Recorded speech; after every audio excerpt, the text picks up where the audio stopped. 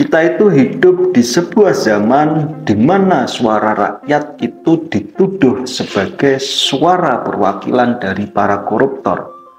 Zaman di mana jeritan rakyat itu dianggap sebagai makar dan kritik dianggap sebagai ancaman. Indonesia gelap. Kabur aja deh. Lo kabur aja loh. Dan ternyata memang ini adalah rekayasa. Koruptor-koruptor itu yang biayai demo-demo itu. Indonesia gelap. Indonesia gelap. Sorry ye.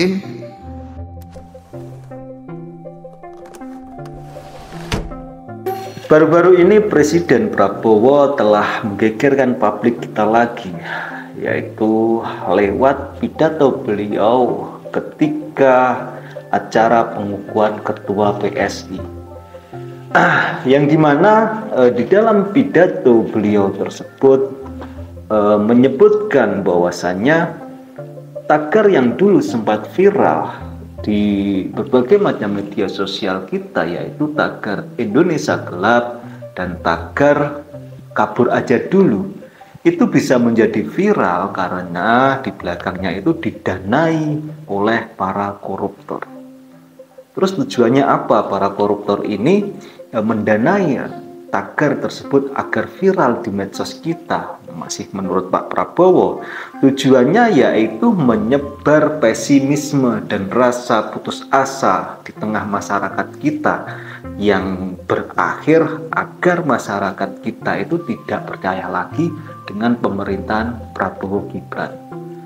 Bahkan di dalam pidato beliau tersebut juga menyebutkan bahwasanya para koruptor yang mendanai tagar tersebut agar viral itu sebagai seseorang yang menganut paham serakah nopi.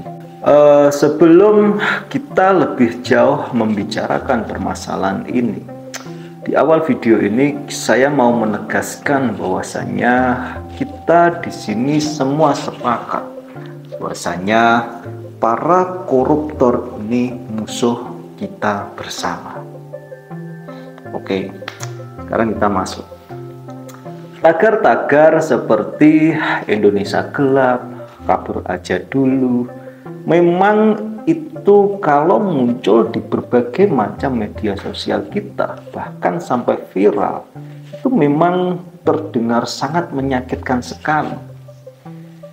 Namun sebelum kita bersuudzon dengan viralnya tagar tersebut karena didanai oleh para koruptor, di sini saya akan mengajak kalian bersama untuk mencoba jujur kepada diri kalian semua masing-masing dalam menjawab pertanyaan yang saya ajukan ini. Kira-kira apakah ekonomi kita saat ini sedang baik-baik saja? Apakah lapangan pekerjaan yang ada di Indonesia saat ini itu mudah didapatkan? Apakah sistem pendidikan kita, layanan kesehatan kita, penegak hukum kita saat ini baik-baik saja? Kita ketahui bersama bahwasanya saat ini banyak para sarjana-sarjana muda itu yang rela menjadi driver ojek online, rela menjadi kurir paket. Karena apa? Ya karena sulitnya menemukan pekerjaan sesuai ijazah atau sesuai studi yang dia geluti selama kuliah, atau bahkan banyak yang sudah menyerah memilih untuk jadi pengangguran. Selain itu, kita ketahui bersama bahwasannya di Indonesia telah banyak kejadian PHK massal. Hal ini menyebabkan ekonomi kita, khususnya rakyat menengah ke bawah, itu semakin terpuruk. Karena apa ya? Karena ketika mereka di PHK, lapangan pekerjaan yang dijanjikan sebesar 19.000 lapangan pekerjaan itu sampai saat ini belum ada. Nah, inilah fakta yang terjadi di negara kecintaan kita, negara Indonesia saat ini. Dan ketika rakyat mengeluh, rakyat menjerit, padahal mengeluh dan menjeritnya itu hanya lewat berbagai macam medsos yang diutarakan lewat tagar-tagar itu, alih-alih didengarkan, malah mereka rakyat kecil ini itu dituduh menyebarkan pesimisme yang didanai oleh para koruptor. Sangat menyakitkan sekali ini sebetulnya.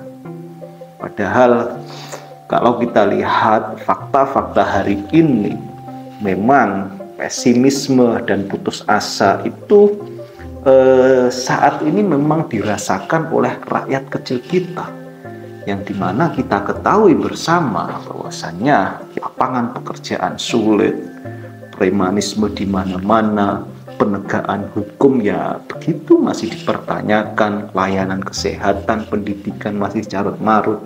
Dengan adanya semua ini tentu rakyat pesimis, rakyat putus asa dengan apa yang terjadi di Indonesia. Hal itu membuktikan bahwasannya apa yang dirasakan rakyat kita, pesimisme, putus asa, itu bukan suatu perasaan yang dibuat-buat. Itu adalah sebuah kenyataan dari keadaan dan keadaan fakta-fakta yang ada pada saat ini.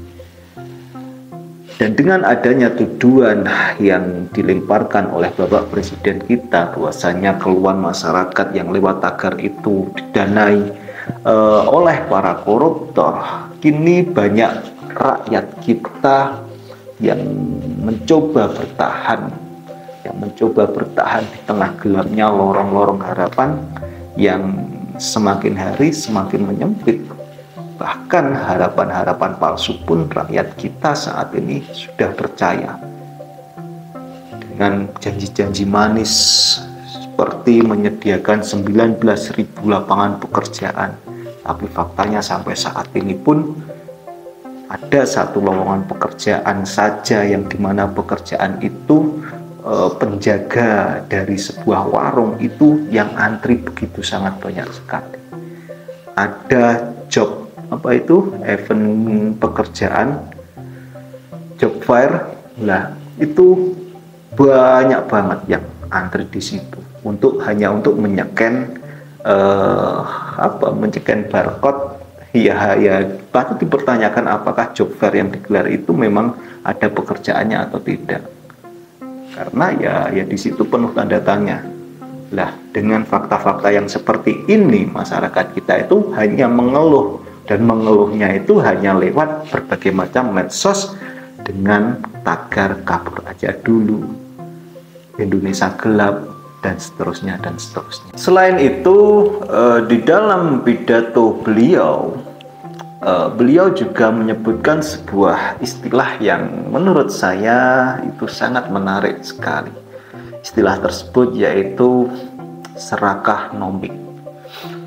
Istilah serakah nomik ini beliau tujukan kepada para koruptor yang mendanai tagar-tagar yang sempat viral dulu, dan para koruptor yang dimana mau menghabiskan kekayaan yang ada di Indonesia ini. Nah, di sini dengan istilah ini sebetulnya saya sangat setuju sekali. Serakah nomik itu diberikan kepada mereka para koruptor yang ingin menghabiskan kekayaan Indonesia. Saya sangat setuju sekali di sini. Namun perlu diingat bahwasannya yang bisa menikmati menghabiskan kekayaan Indonesia, yang bisa korupsi besar-besaran, itu bukan rakyat-rakyat kecil, tetapi mereka yang berada di lingkar kekuasaan saat ini. Coba kita pikir, masa seorang driver ojol itu bisa mengendalikan judol? Kan tidak mungkin. Masa seorang petani kecil bisa korupsi tentang pengendalian impor? Kan juga tidak mungkin. Nah, hal-hal seperti ini itu hanya bisa dilakukan oleh orang-orang yang berada di lingkar pemerintahan saat ini. Dan di sini saya sangat setuju sekali ketika Bapak Prabowo itu melabeli mereka ini sebagai serakah nomik yang harus benar-benar diberantas. Bahkan menurut saya kalau perlu orang-orang seperti ini itu harus dihilangkan saja dari Indonesia karena jelas merugikan rakyat Indonesia. Dan yang paling tepat menurut saya, serakah nomik itu juga disematkan kepada mereka-mereka yang mendobel jabatan di tengah masyarakat yang sulit mencari pekerjaan. Misalkan wamen yang mendobel komisaris BUMN. Lah, mereka-mereka itu juga orang-orang serakah sebetulnya. Karena apa ya? Karena masyarakat kita yang dimana saat ini memang sulit dalam mencari pekerjaan, tetapi mereka dengan entengnya, dengan sadarnya mendobel berbagai macam pekerjaan yang dimana dengan dobelan pekerjaan itu tentunya akan menghasilkan sebuah output yang sangat jelek sekali. Karena ya mengerjakan dua pekerjaan dengan satu orang itu tentu akan sangat sulit, tidak akan membuahkan hasil yang sangat maksimal, dan itu bahaya sekali. Dan serakah nomik itu juga patut disematkan kepada mereka-mereka. Nah, maka dari itu ketika rakyat membuat tagar-tagar seperti tagar Indonesia Gelap, tagar Kabur Aja Dulu, itu hanya sebagai bentuk protes saja. Itu bukan makar, itu bukan bentuk makar yang didanai oleh para koruptor. Itu hanya bentuk protes mereka-mereka yang tidak mempunyai akses langsung kepada pemerintahan, kepada kekuasaan. Nah, menyamakan atau mengkaitkan semua bentuk protes yang muncul dari masyarakat kita dengan para koruptor, sebetulnya itu suatu bentuk pengaburan fakta-fakta yang terjadi di Indonesia. Yang kita ketahui bersama bahwasanya memang saat ini fakta-fakta yang terjadi di Indonesia itu sangat menyedihkan sekali. Mulai pendidikan yang sangat bermasalah sekali, pelayanan kesehatan, penegakan hukum yang masih bermasalah, banyak lagi fakta-fakta yang sangat menyakitkan masyarakat kita saat ini.